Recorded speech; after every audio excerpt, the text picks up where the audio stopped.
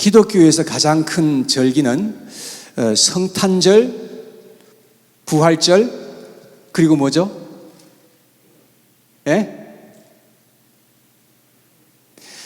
보통 추수감사절 이렇게 하는데 세 번째는 오순절입니다. 사실은 오순절에 대해서는 우리가 잘 기억도 못하고 지키지도 않는 그러한 절기이기는 합니다. 그 대신에 기독교에서는 추수감사절을 이제 맞이하면 큰 성대한 그런 예배를 드리고 있는 것이죠. 그러나 엄격하게 말하면 이 추수감사절은 이 성경에 있는 것이긴 하지만 성경에서 나온 것은 아니라고 할 수 있습니다. 미국에서 1661년에 영국에서 처음 이렇게 건너온 청교도들이 감사 예배를 하나님 앞에 드리면서 시작해가지고 그때부터 그것이 유래가 되어서 지금까지 이것이 이어져 오고 있는 것이죠. 그런데 성경에 나오는 이스라엘의 3개, 이 3개의 이 절기는 다 추수와 관련되어 있다는 사실을 깨닫게 됩니다. 첫 번째 절기는 유월절과 무교절과 초실절인데 이 세 가지는 함께 묶여져 있는 그런 하나의 절기로 보면 된다고 제가 말씀을 드렸습니다. 초실절은 1년 중 처음으로 보리를 수확해서 첫 곡식을 하나님께 가지고 와서 바쳤던 그러한 절기였고요. 그리고 하나님을 인정하고 그 제사를 통해서 하나님께 감사하였던 것을 볼 수가 있습니다.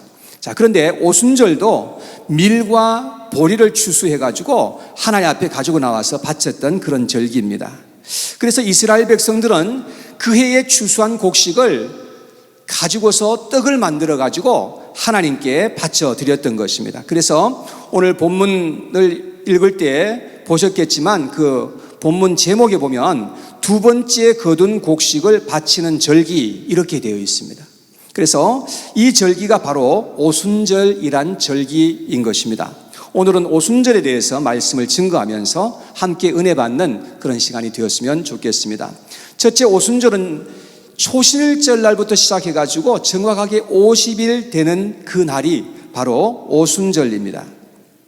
성경에 보면 77절이라고도 되어 있어요. 그래서 7을 7번 곱한 그 다음 날을 가리켜서 이제 오순절 또는 77절이라고 그렇게 말했습니다. 지금까지 말씀드렸던 것처럼 유월절은 예수님의 죽으실 것을 가리킨다고 말씀을 드렸고요. 무교절은 예수님이 무덤 속에 장사되실 것에 대한 것을 말씀을 드렸고요. 지난주에 말씀드린 것처럼 초실절은 예수님께서 죽은 자 가운데서 부활하실 것에 대한 것을 가르친다고 그렇게 말씀을 드렸습니다. 자, 그렇다면 오늘 볼 오순절은 무엇을 가리키는 것일까요? 오순절은 바로 성령 강림을 가리키는 그런 절기입니다. 예수님이 부활하신 후에 며칠 동안 이 땅에 계셨다고 성경은 말씀하고 있습니까? 네. 40일 동안 이 세상에 머무르시면서 제자들에게 나타내셨습니다. 사도행전 1장 3절에 보면 이렇게 기록합니다. 그가 예수님께서 고난받으신 후에 또한 그들에게 확실한 많은 증거로 친히 살아계심을 나타내사 40일 동안 그들에게 보이시며 하나님 나라의 일을 말씀하시니라 그랬습니다. 예수님은 40일 동안 부활하신 후에 계속해서 제자들과 다른 믿는 자들에게 나타내시고 또 많은 것을 가르치셨던 것을 볼 수가 있습니다. 그리고 40일 되던 날에 500여 명의 그 성도들이 지켜보는 가운데서 하늘로 승천하셨던 그러한 장면이 사도행전에 기록되어 있습니다. 그런데 예수님은 승천하시기 전에 제자들에게 약속하신 것이 있으셨죠. 사도행전 1장 4절 5절의 말씀입니다. 같이 한번 읽어봐요. 시작. 사도와 함께 모이사 그들에게 분부하여 이르시되 예루살렘을 떠나지 말고 내게서 들은 바 아버지께서 약속하신 것을 기다리라. 요한은 물로 침례를 베풀었으나 너희는 몇 날이 못되어 성령으로 침례를 받으리라 하셨느니라.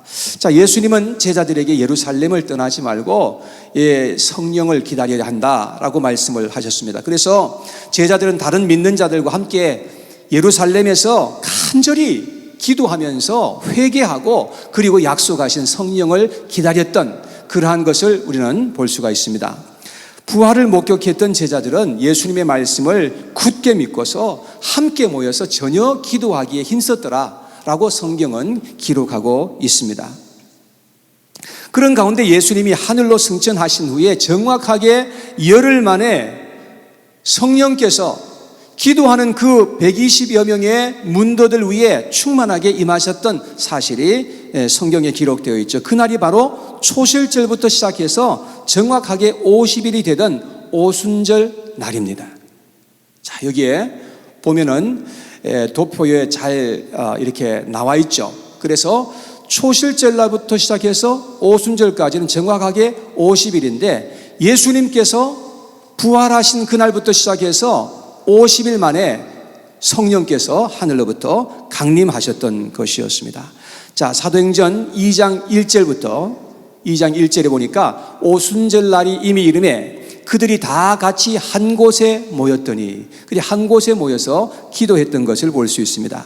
오순절에 성령께서 공식적으로 믿는 자들 위에 임하시고 그 성령께서는 지금도 우리 가운데 일하고 계시는 분이신 것임을 여러분 믿으시기를 바랍니다. 자, 두 번째, 오순절은 가장 많은 제사를 드렸던 절기입니다. 오순절에는 초실절 때보다도 더 많은 제사를 드렸습니다. 이스라엘에 5대 제사가 있다 그랬죠.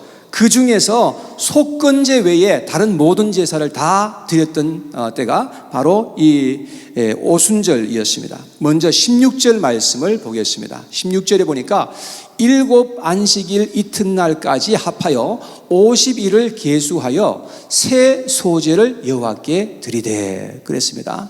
이날은 새 소제를 하나님 앞에 드리라고 말씀하고 있습니다. 18절의 말씀입니다. 너희는 또 이 떡과 함께 1년 된 흠 없는 어린 양 7마리와 어린 수소 1마리와 순양 2마리를 드리되 이것들을 그 소제와 그 전제물과 함께 여호와께 드려서 번제로 삼을지니 이는 화제라 여호와께 향기로운 냄새며. 자, 여기는 보니까 번제로 하나님께 드리라. 자, 19절 말씀에 또 순염소 하나로 속죄제를 드리며 1년 된 어린 순양 2마리를 화목제물로 드릴 것이에요. 여기 보니까 속죄제와 화목제를 드리라고 이렇게 말씀하고 있습니다. 자, 이렇게 여러 가지의 그런 많은 제사를 막 하나님께 드렸는데 이렇게 여러 가지의 제사를 드린 의미가 무엇이냐 하는 것입니다. 여러분, 이것은 바로 성령 충만을 가리키는 거예요. 가득한 기쁨과 하나님의 영광을 의미하고 있는 것입니다. 자, 그렇다면 여기에서 질문이 하나 생기죠. 그럼 왜 속건제는 드리지 않았는가 하는 질문이 생기는 거죠. 자, 이 속건제는 뭐냐 하면 하나님을 믿는 백성들이 하나님을 섬기는 가운데 범죄하는 죄 때문에 드리는 제사라고 제가 말씀을 드렸죠. 우리가 성령 충만한 가운데 있을지라도 부지 중에 범하는 죄가 있다는 거예요. 그러면 이제 그때 속건제를 하나님 앞에 드렸던 것을 볼 수가 있습니다. 그래서 오순절 절기에 아주 많은 그런 많은 제사를 드렸던 그런 절기였던 것을 보게 됩니다. 자, 오순절 날에 성령이 충만하게 제자들에게 임하였던 그런 장면이 성경에 기록되어 있는데 사도행전 2장 1절에서부터 4절까지의 말씀인데요. 오순절 날이 이미 이름에 그들이 다 같이 한 곳에 모였더니 호련히 하늘로부터 급하고 강한 바람 같은 소리가 있어 그들이 앉은 온 집에 가득하며 마치 불의 혀처럼 갈라지는 것들이 그들에게 보여 각 사람 위에 하나씩 임하여 있더니 그들이 다 성령의 충만함을 받고 성령이 말하게 하심을 따라 다른 언어들로 말하기를 시작하니라. 자, 놀라운 성령의 충만한 임재로 제자들은 완전히 새롭게 변하는 것을 볼 수 있습니다. 그들에게는 하나님에 대한 열정으로 넘쳐났고 하늘의 기쁨이 그들 가운데 가득하였던 것입니다. 그들은 그 자리에 가만히 있을 수가 없어서 그 있는 자리에서 하나님 앞에 기도합니다. 그리고 하나님의 말씀을 증가하기 시작했습니다. 그랬더니요, 다른 나라에서 온 많은 사람들이 그 설교 말씀을 자기들 나라의 말로 이해하는 것입니다. 그리고 수많은 사람들이 회개하고 구원받는 역사가 막 나타나는 거예요. 사도 베드로가 설교 한번 했는데 3,000명이 막 그냥 구원받는 역사가 나타나게 된 것입니다. 성령의 역사가 얼마나 강력하게 나타났는지를 우리가 볼 수 있습니다. 하나님께는 큰 영광이 되었고 사람들에게는 큰 기쁨이 되었던 것을 볼 수 있습니다. 이것이 바로 오순절의 의미예요. 자, 그 다음 세 번째, 오순절 때는 누룩을 넣은 떡으로 구워서 하나님께 드렸던 것입니다. 자, 레위기서 23장 17절의 말씀입니다. 너희의 처소에서 10분의 2 에바로 만든 떡 2개를 가져다가 흔들지니 이는 고운 가루에 누룩을 넣어서 구운 것이요 이는 첫 요제로 여호와께 드리는 것이며. 6월절 절기 때는요 7일 동안 누룩을 넣지 않은 빵을 구워서 먹었단 말이에요. 그리고 누룩을 보이지 않도록 감추어 놓으라고 했습니다. 근데 오순절에는 누룩이 든 떡을 가지고 만들어서 하나님께 드리고 그것을 먹었다는 거죠. 여기는 어떤 영적인 의미가 있는 것일까요? 여러분, 6월절 절기 때는 이 누룩은 죄와 고난을 의미하는 것이었습니다. 그래서 이스라엘 백성들은 고난의 떡을 먹어야 된다는 거죠. 그리고 그들은 누룩을 땅에 파묻어 놓았던 것입니다. 그래서 누룩은 예수님의 고난과 죽음과 장사를 의미하는 것입니다. 자, 그런데 오순절 때의 이 누룩은 뭐냐? 확장을 의미하는 거예요. 여러분, 누룩은 이 번져가는 특성이 있지 않습니까? 그래서 예수님은 천국을 비유하실 때도 이 누룩을 사용해서 말씀하고 있는 것을 볼 수 있습니다. 마태복음 13장 33절의 말씀에 보면 또 비유로 말씀하시되 천국은 마치 여자가 가루 서말 속에 갖다 넣어 전부 부풀게 한 누룩과 같으니 그랬습니다. 천국은 이 땅에서 확장되어서 이제 계속해서 퍼져가게 될 것을 예수님께서 말씀하신 것이죠. 그렇듯이 성령의 역사로 말미암아 복음이 온 세상으로 불길같이 번져 나가게 될 것을 말씀하시는 것입니다.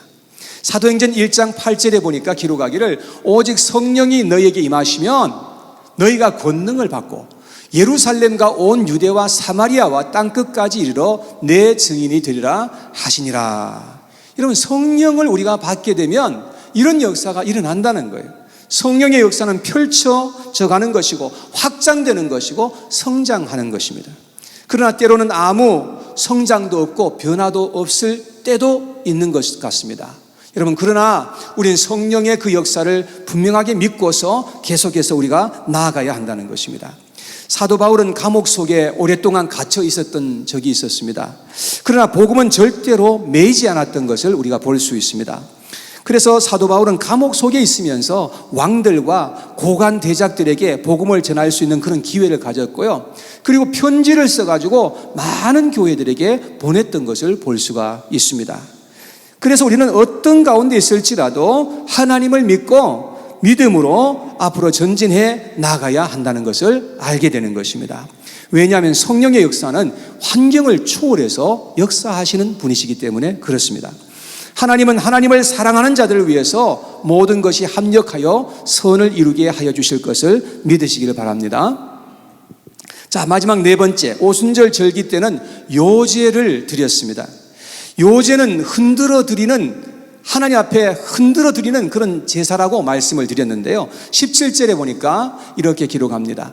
너희의 처소에서 10분의 2 에바로 만든 떡 2개를 가져다가 흔들지니 이는 고운 가루에 누룩을 넣어서 구운 것이며 이는 첫 요제로 여호와께 드리는 것이며. 그러니까 떡 2개를, 떡 하나도 아니고 3개도 아니고 이 떡 2개를, 이 떡이라고 합시다. 이 떡 2개를 가져와서 하나 옆에 번쩍 들어서 이렇게 흔들어서 드렸던 것이죠. 자, 그 다음에 20절 말씀해 보세요. 제사장은 그 첫 이삭의 떡과 함께 그 2마리의 어린 양을 여호와 앞에 흔들어서 요제를 삼을 것이요 이것들은 여호와께 드리는 성물이니 제사장들에게 돌릴 것이며. 자, 여기 보니까 2마리의 어린 양을 여호와 앞에서 또 이게 번쩍 들어가지고 흔들어 드리라는 것입니다.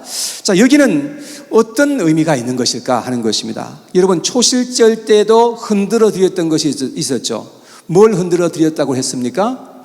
초실절 때는 처음 익은 이 곡식 한 단을 가지고 와서 번쩍 들어서 이렇게 흔들어 드렸다고 했어요. 그 의미는 하나님께서 예수님을 죽은 자 가운데서 흔들어 깨우실 것을 말씀하신다는 것을 말씀을 드렸습니다. 자, 그렇다면 오순절날 떡 2개와 두 마리의 어린 양의 그 의미는 무엇일까요? 여러분, 이스라엘과 이방인들이 성령의 역사로 말미암아서 깨어나고 살아나게 될 것을 의미하고 있는 것입니다. 에베소서 2장 1절에 보니까 이렇게 기록하고 있어요. 그는 허물과 죄로 죽었던 너희를 어떻게 해요? 살리셨도다. 성령은 허물과 죄로 죽은 우리를 살려주시는 분이신 것입니다. 성령이 임하실 때에 여러분, 우리가 말씀이 깨달아지는 역사가 일어나고요, 죄를 회개하는 역사가 나타나고 새로 태어나는 그런 역사가 나타나게 되는 것입니다. 여러분, 성령께서 임하여 주셔야만 이게 다 가능한 일이에요. 내 스스로 내가 원한다고 해서 이것이 이루어지는 것이 아니에요. 자, 에베소서 5장 14절의 말씀 보니까 그러므로 이르시기를 잠자는 자여 깨어서 죽은 자들 가운데서 일어나라. 그리스도께서 너희에게 비추시리라 하셨느니라. 영적으로 죽고 영적으로 잠자던 자들이 성령의 그 비추이심으로 말미암아서 깨어 일어나게 된다는 것을 말씀하고 있는 겁니다. 성령의 역사는 살리는 역사입니다. 마귀의 역사는 죽이는 역사지만 성령의 역사는 살리는 역사예요.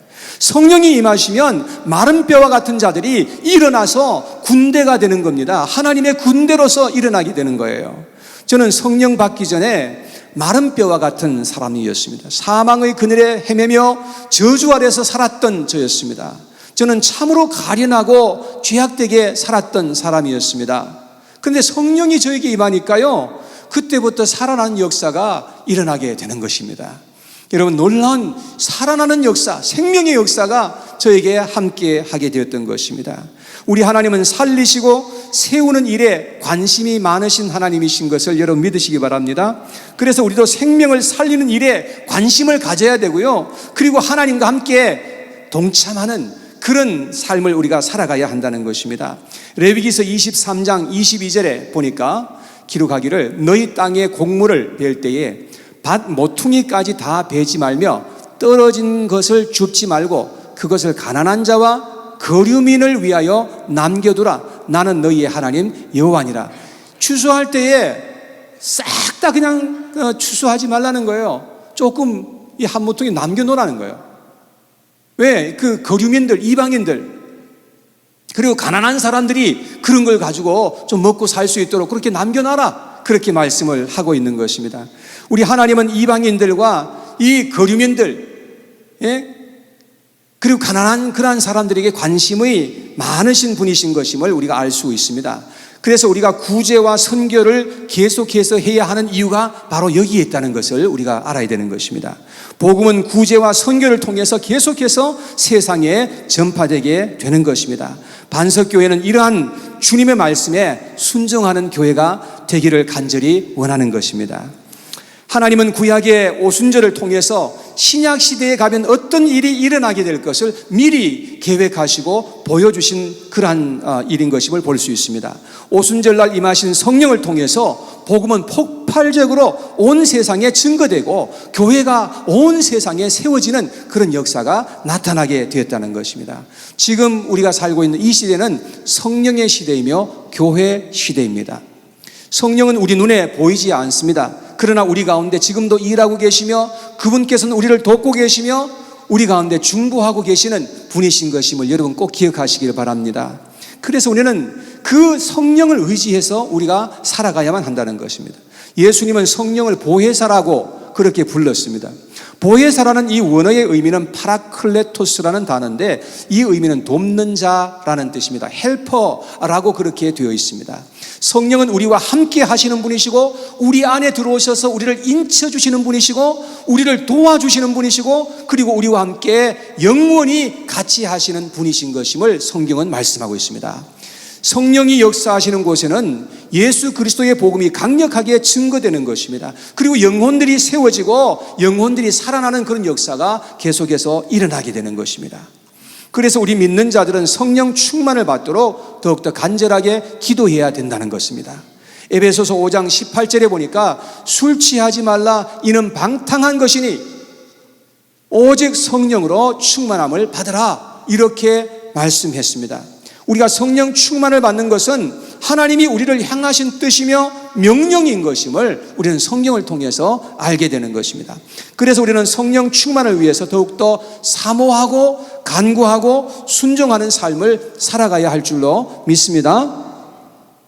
그래서 오순절의 이 성령의 역사가 우리 개인과 가정과 교회와 일터에 충만하게 임하도록 해야 된다는 것입니다. 여러분, 성령 충만을 위해서 더욱더 간절하게 기도할 수 있기를 간절히 원합니다.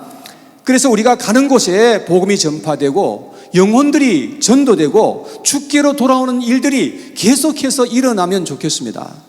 여러분, 우리는 이러한 사명을 함께 감당하는 사명자로서 이 세상을 살아가야 한다는 것입니다. 우리가 예수님을 믿고 구원받은 것으로 만족하면 안 됩니다. 어떤 분들은 그래요. 자신이 구원받았고 이제 자신의 가족들이 잘 살아가는 그것 때문에 굉장히 만족하면서 그것으로 그냥 끝난 것처럼 생각하는 그런 분들이 계시더라고요. 여러분, 그러한 삶은 절대로 하나님께서 기뻐하시는 삶이 아니라는 것을 우리가 기억해야 된다는 것입니다. 빌립보서 1장 29절에 보니까 우리 같이 한번 읽어봐요. 시작. 그리스도를 위하여 너희에게 은혜를 주신 것은 다만 그를 믿을 뿐 아니라 또한 그를 위하여 고난도 받게 하려 하심이니라. 자, 여기에 보니까 우리는 다만 믿는 자가 되어서는 안 된다 그랬습니다. 다만 우리가 믿고 구원받는 그것으로 만족해서는 안 된다는 것입니다. 우리는 예수님을 믿고 구원받을 뿐만 아니라 복음을 위해서 고난도 받고 영혼들을 세우고 교회를 굳건하게 세우는 일을 위해서 헌신하는 자들로 우리가 이 세상을 살아가야 한다라고 말씀하고 있는 것입니다. 우리가 그렇게 살아갈 때에 우리의 믿음도 더욱더 굳건하게 되는 것이고 우리 교회도 더욱더 견고하게 세워지는 역사가 일어나게 된다는 것입니다. 사랑하는 여러분, 이런 놀라운 성령의 역사가 우리의 삶 가운데 우리의 삶의 현장 속에서 함께하게 되기를 간절히 축원합니다.